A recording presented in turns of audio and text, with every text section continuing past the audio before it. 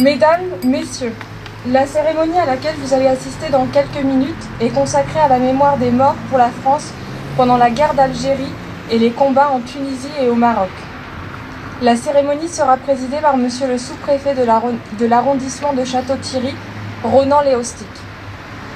La cérémonie comportera les phases suivantes. Lecture du message officiel de la secrétaire d'État aux anciens combattants par Monsieur le sous-préfet.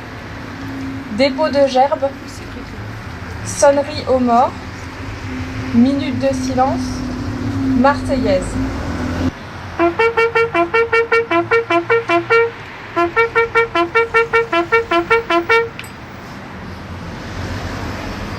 Message de Geneviève Darrieussecq, secrétaire d'État auprès de la ministre des Armées. En cette journée nationale, la France rend un hommage solennel à toutes les victimes civiles et militaires de la guerre d'Algérie et des combats en Tunisie et au Maroc. Le cessez-le-feu du 19 mars 1962, issu des accords d'Évian, annonçait la fin prochaine d'une guerre alors sans nom. Sur les deux rives de la Méditerranée, entre soulagement et blessure, il engendra des sentiments puissants et divers. Pour tous, il y eut un avant et un après. Aux victimes d'avant le 19 mars s'ajoutèrent, les mois suivants, les milliers de drames d'une transition violente. Aujourd'hui, dans un même hommage, la France pense à toutes les douleurs et à toutes les souffrances, à toutes les victimes déchirées et endeuillées, à celles et ceux qui ont enduré la guerre dans leur chair et dans leur esprit. Aujourd'hui, sans distinction, la nation adresse sa reconnaissance et sa solidarité. Aujourd'hui, la France honore toutes les mémoires. Celle des soldats morts pour la France ou blessés, celle des appelés et rappelés du contingent, des militaires de carrière, des forces de l'ordre de métropole et d'Afrique du Nord. Celle des civils de France ou d'Algérie qui eurent à subir l'angoisse, les violences et les attentats.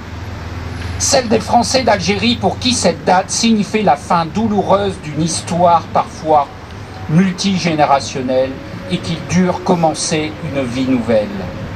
Celle des membres des forces supplétives, des harkis qui avaient fait le choix de la fidélité à la France. Les semaines qui suivirent furent celles des représailles et de l'exil dans une métropole qui, entre incompréhension et ignorance, manqua à son devoir d'accueil, celle des disparus civils et militaires. Ces années de guerre ont durablement marqué notre société. 60 ans après 1958, nous nous souvenons qu'elles ont eu pour conséquence la transformation durable de notre République.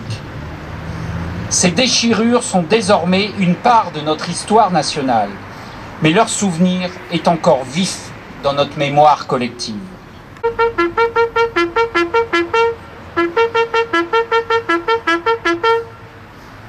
Nous allons procéder au dépôt de gerbes. Garde à vous.